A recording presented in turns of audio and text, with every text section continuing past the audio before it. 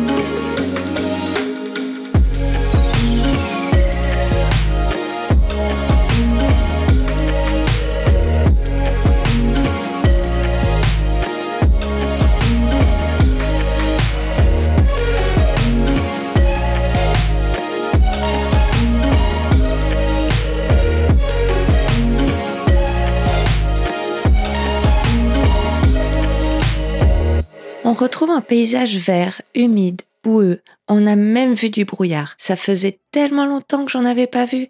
Ça fait un vent de fraîcheur de voir un paysage différent, des personnes différentes, même l'architecture. Tout en fait. On a grand plaisir à être ici. Et en bonus, on ne s'attendait vraiment pas à l'état de la route, mais c'était pratiquement que de la piste.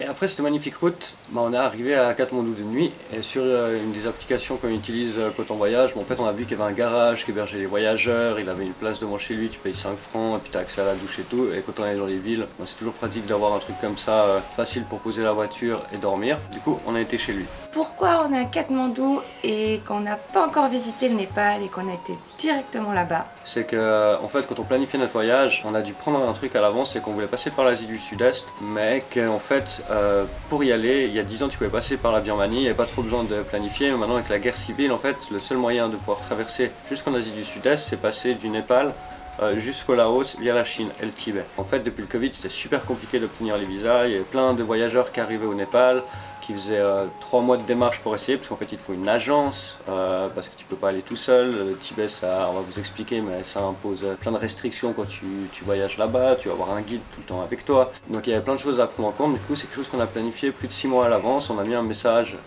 dans des groupes Facebook pour chercher d'autres personnes qui voulaient traverser la Chine à ce moment-là. Au début, on avait regardé pour faire tout seul, mais en fait, si tu fais tout seul, ça va te coûter, je crois qu'ils nous avaient demandé plus de 6500 $, c'était hallucinant.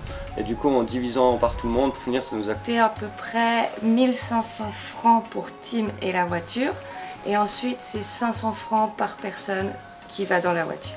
C'est surtout le permis pour le Tibet qui coûte cher, parce qu'on va faire un bon bout dans le Tibet et ça coûte très cher. Donc 6 mois à l'avance, on a trouvé 2 Suisses, un couple, plus un Suisse qui voyageait tout seul et un couple d'Espagnols. On s'était dit, du coup, vu qu'il y avait à peu près 1 à 2 semaines pour faire le visa chinois, bah du coup, début octobre, rendez-vous tous ensemble pour pouvoir faire ce visa chinois. Comme ça, il nous restait un petit peu de temps pour visiter le Népal avant le départ.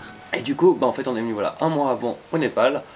Comme ça, on pensait pouvoir faire les démarches, parce que ça prenait du temps. Il y a des gens qui se faisaient refuser le visa parce qu'ils avaient passé plus de 30 jours au Pakistan. La Chine refusait le visa si tu allais au Pakistan trop longtemps. Ils refusaient le visa si tu avais passé en Turquie trop longtemps. On ne savait pas trop les raisons. C'était dû aux Ouïghours, parce que le Pakistan avait soutenu les Ouïghours. Et puis du coup, si tu étais resté au Pakistan, ils te faisaient venir à l'ambassade, ils te posaient des questions, combien de terroristes tu avais rencontrés au Pakistan, enfin des trucs complètement absurdes. Et du coup, nous, c'est pour ça qu'on avait dû rester 29 jours au Pakistan et pas 30, parce qu'en fait, on avait peur de ne pas avoir le visa en Chine. Du coup, là, on avait un peu plus d'1 mois et demi avant que toutes les routes, elles ferment à cause de la neige. Et du coup, on s'est tous retrouvés 1 mois et demi avant plus ou moins la fermeture des routes. Et on a commencé les procédures pour avoir le visa. Le jour où on a tous rendez-vous à Katmandou, on vient avec nos papiers voir le bureau de l'agence, on arrive tous ensemble, on donne nos passeports et compagnie. Ils ont rajouté tout d'un coup quelqu'un dans notre groupe, on n'a pas trop compris, c'était un Indien qui était avec un van, mais qui voyageait avec une Chinoise, qui a causé beaucoup de problèmes par la suite, mais ça on en parlera après. Et on donne tout. Là on a déjà des problèmes avec l'Indien. Il regarde ses passeports et puis là il dit mais attendez, il y a un petit souci avec votre passeport, il faut que vous retourniez à la frontière de l'Inde. Ah. Du coup on a perdu presque 2-3 jours pour débuter la procédure du visa. Et un visa de groupe, ça veut dire que c'est un seul visa avec tout le monde dessus. Donc tant qu'il n'y a pas tout le monde qui est en règle, il ne peut pas commencer la procédure pour le visa. Parce que tu dois rentrer tous ensemble en Chine et sortir tous ensemble de la Chine avec tous les gens qui sont sur le visa. On a perdu un peu quelques jours. Et du coup normalement on devait donner tous nos papiers, attendre si l'ambassade chinoise allait nous contacter, justement pour les petites questions, vu qu'on était tous allés au Pakistan, à part l'Indien et la Chinoise qui n'étaient pas allés au Pakistan, on était tous allés au Pakistan, du coup on savait pas si on allait avoir un interrogatoire par la Chine.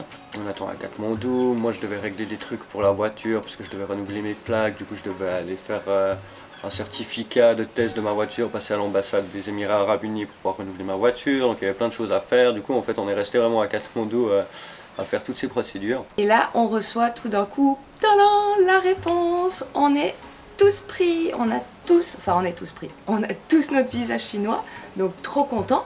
Et là on reçoit un message qui nous dit que il y a quelqu'un dans le groupe qui a son visa népalais qui finit dans 3 jours, du coup faut partir au plus vite. Et là, ultra dégoûté.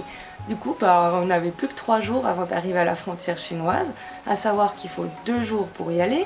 Du coup, bah, on ne pouvait pas visiter le Népal. On n'avait pas le temps, c'était dead. On était vraiment bien dégoûtés. Du coup, on prépare toutes les affaires.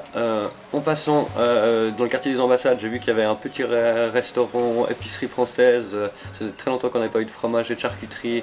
Du coup, on va acheter tout un petit plat avec des bonnes bières népalaises qui sont super bonnes, les bières népalaises. Et on se fait un petit dernier repas à Katmandou avant de partir. Et moi, je faisais juste quelques contrôles, enfin au garage, je faisais quelques contrôles sur ma voiture. Et là, le garagiste, alors il faisait nuit, hein, bien nuit. Le garagiste, il déboule avec la voiture. Je pense que, je sais pas, il s'est dit, allez, elle tire un peu, ouh, youpi, youpi, youpi, et il tourne d'un coup comme ça.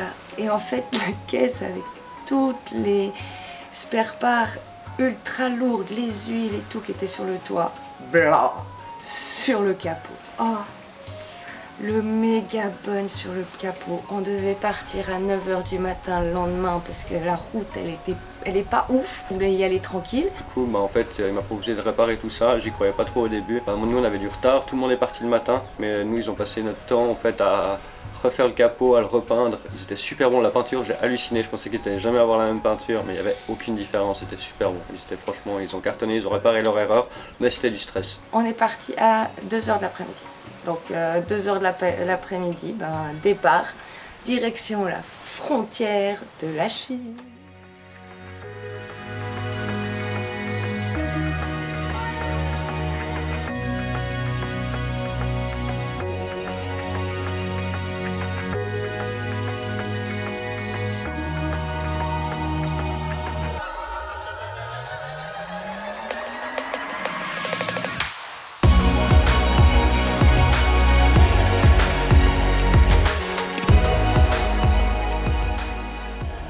Abby et Mirjam, le couple de Suisses allemands qui voyagent avec leur troupie, sont partis avec nous.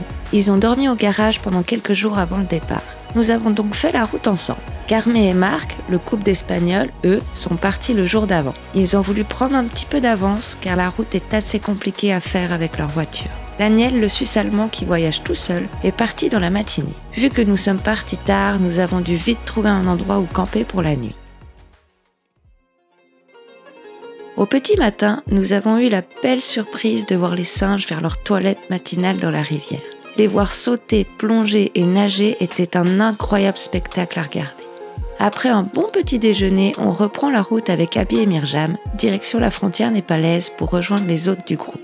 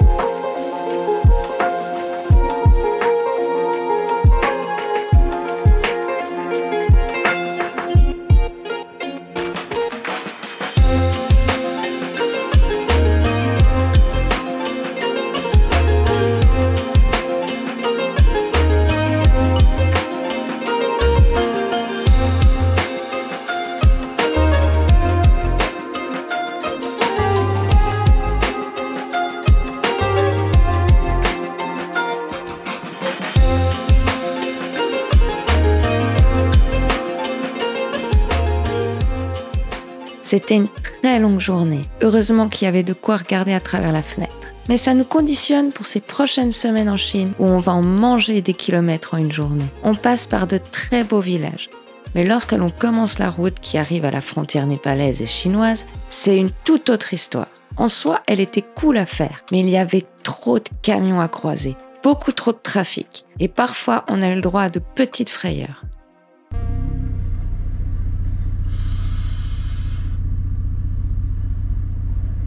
Oh, oh, oh. Wow.